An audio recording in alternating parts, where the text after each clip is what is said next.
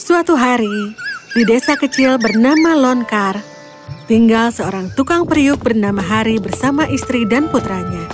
Dia adalah seorang pria yang jujur, yang suka membuat pot yang indah dan juga elegan.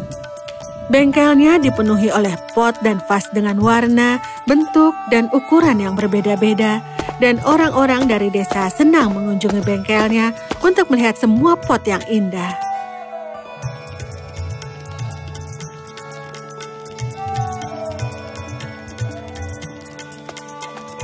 Halo Tuan, aku ingin membeli pot itu yang sedang kau selesaikan.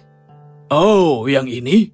Tidak untuk dijual. Aku membuat ini untuk anakku. Dia akan segera menikah. Padahal itu sangat indah. Tapi jangan khawatir, aku memiliki hal lain yang mungkin kau sukai. Tunggu di sini, aku akan kembali. Hari pergi dan mengambil pot cantik dengan bunga-bunga yang dicat di sekitarnya. Ini bagus. Ini dia. Oh, wow, pot ini sangat cantik. Terima kasih, Tuan. Terima kasih kembali. Oh, tunggu. Kau memberiku 20 koin. Pot ini harganya 5 koin saja. Oh, terima kasih banyak, Tuan. Kau orang yang sangat jujur. Terima kasih, Nak. Setelah mengatakan itu, dia kembali melukis potnya. Begitu dia selesai melukis potnya, dia pulang. Ketika dia sampai di rumah itu dipenuhi dengan dekorasi dan lampu yang indah sebagai persiapan untuk pernikahan putranya. Istri dan putranya sedang duduk di ruang tamu bersama beberapa kerabat dan mengobrol. Melihat kebahagiaan yang memenuhi ruangan itu dan senyum lebar di wajah putranya, Hari berpikir untuk melakukan sesuatu yang istimewa untuk putranya. Setelah upacara pernikahan, alangkah baiknya jika putraku dan mempelai perempuannya berpawai di atas gajah dengan prosesi yang besar yang membawa mereka melalui seluruh desa. Seorang pawang memiliki seekor gajah di desa itu. Si tukang periuk pergi untuk meminjam gajah selama 1 hari. Ini adalah kesempatan baik untuk menghasilkan uang dengan gajahku. Tentu, Tuan, aku akan menyiapkan apu untuk prosesi besok. Terima kasih. Malam berikutnya, prosesi akbar dengan mempelai wanita dan pria dibawa di sekitar kota. Ada banyak pria, wanita, dan anak-anak dalam prosesi itu, dan mereka semua berjalan perlahan mendengarkan suara manis dari nada suaram. Nada suaram berarti lagu yang disertai dengan pemukulan drum, dering lonceng dengan bantuan kinaram, simai, dan melam. Kinaram terdiri dari logam berbentuk lonceng yang ketika dipukul menghasilkan suara yang ritmis. Sanai adalah alat musik terkenal dari kategori seruling, dan melam adalah tabla yang dipukuli dengan tangan sesuai dengan irama. Semua orang menikmati prosesi manis, menari mengikuti irama musik. Ketika mereka melanjutkan, tiba-tiba gajah jatuh. Astaga, apa yang terjadi? Bagaimana gajah itu bisa jatuh? Aku tidak tahu. Sebelumnya dia baik-baik saja. Apa kalian baik-baik saja? Iya, Ayah. Melihat apu yang malang jatuh di tanah, semua orang yang hadir dalam prosesi merasa sangat kasihan padanya. Betapa menyedihkan. Sepertinya gajah itu sangat lemah. Orang-orang mengambil sebotol air dan memberikan kepada gajah itu.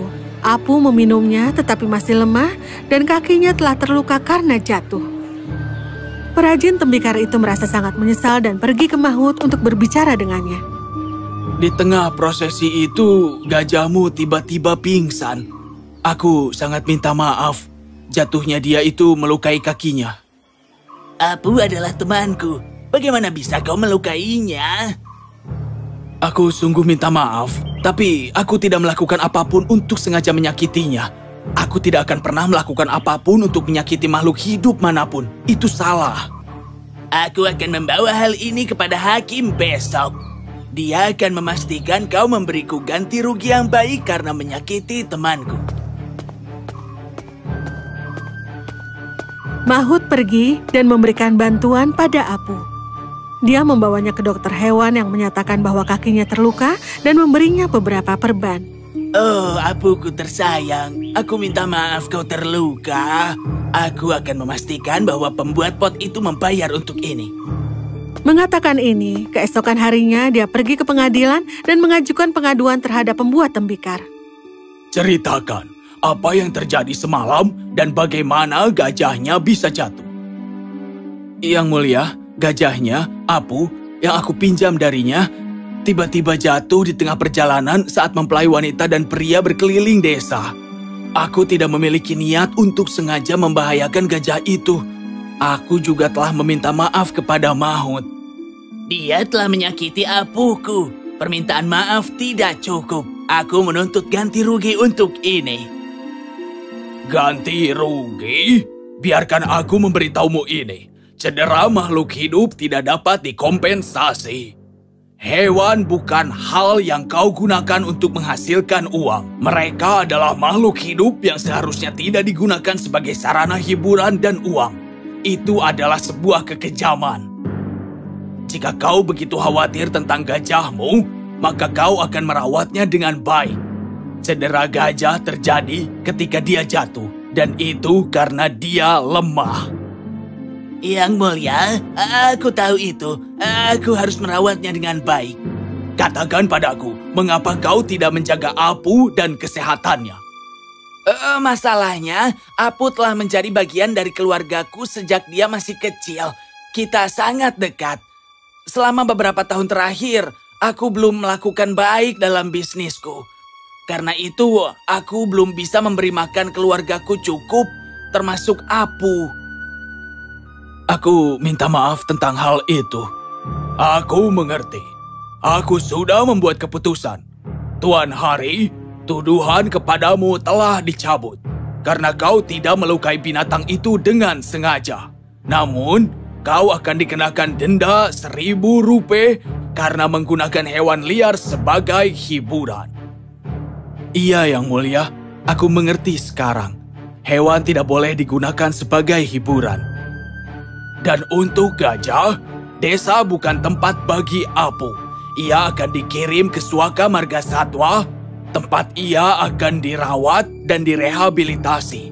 Dan perlahan, seiring berjalannya waktu, akan dilepaskan kembali ke alam liar.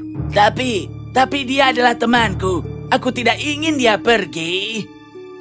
Oh, dia tidak akan pergi. Dia hanya akan pulang ke hutan, di mana dia harus berada. Percayalah, ini yang terbaik.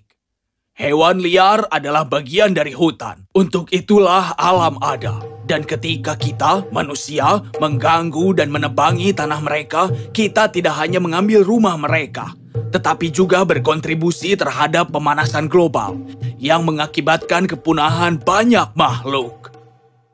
Kau tahu, aku tidak pernah berpikir seperti itu. Terima kasih telah membuka mataku. Dan aku mungkin sedikit egois di sini, tapi katakan padaku Yang Mulia, bagaimana jika dia tidak mengingat aku? Aku tidak tahan.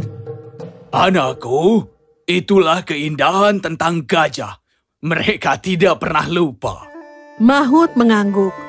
Dia merasa sedih karena dia tidak ingin mengucapkan selamat tinggal kepada teman baiknya. Tetapi dia tahu bahwa Apu pantas untuk bahagia dan sehat dan kembali ke alam liar di mana dia berasal. Jadi dia pulang ke rumah dan mengucapkan selamat tinggal pada Apu. Apu lalu dibawa ke Suaka Margasatwa, tempat di mana ia dijaga dengan ketat. Mahut akan mengunjunginya secara teratur dan dia akan selalu diterima dengan pelukan hangat. Dia memiliki penjaga sendiri bernama Pipu yang akan memberinya makan secara teratur dan membawanya ke kolam di mana dia memandikan Apu. Sangat menyenangkan melihat bahwa Apu sekarang sehat dan bahagia. Berbulan-bulan berlalu dan Apu menjadi lebih terbiasa dengan habitat aslinya. Dia mulai terikat dengan gajah lain dan sekarang menjadi bagian dari kawanan. Dia bahkan menemukan pasangannya. Cimci dan Apu akan mengajaknya menemui sang pawang setiap kali dia mengunjungi mereka. Oh, Apu, sepertinya kau punya banyak teman. Aku sangat bahagia. Sini, ambil ini. Dan yang ini untukmu. Lalu, Apu hidup bahagia di alam liar dengan semua teman dan keluarga gajah yang baru ditemukannya. Berjalan-jalan dan makan dan melakukan segala sesuatu yang gajah liar akan lakukan.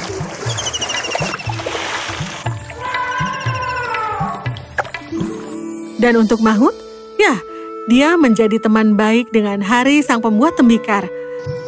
Dan bersama-sama mereka menjual pot. Mahut akan mengirimkan pot dalam bentuk gajah kepada orang-orang di sekitar desa dan menyebarkan pesan bahwa hewan harus dicintai dan tidak baik untuk menjadi kejam kepada mereka.